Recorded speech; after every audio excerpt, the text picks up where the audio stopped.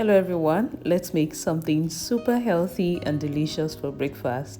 I'll call this baked potato frittata. It is so good. Let's make it. Start with a little salt in your water.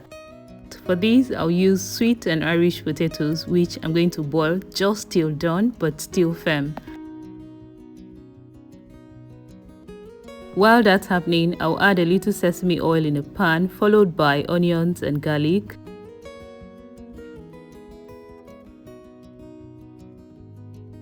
A tiny bit of chopped red scotch bonnet, that's atarodo for some heat, followed by carrots, green and red bell peppers.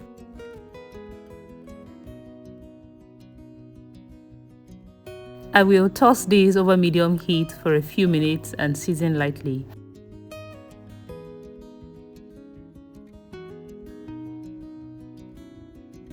Once this is ready, I'll set it aside and check on the potatoes. They look good. They are properly cooked at this point, but still very firm. So I'll strain and move on to crack 5 eggs, season and add the vegetables which I stir-fried earlier. Mix this up.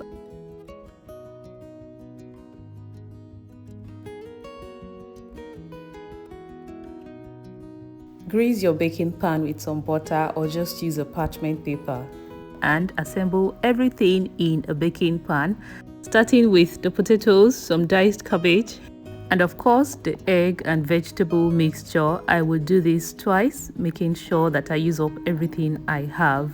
I will bake this in the oven at 160 degrees for say 30 minutes and it is ready. This was so good, so yum. I really think that you should give it a try. It is so yum.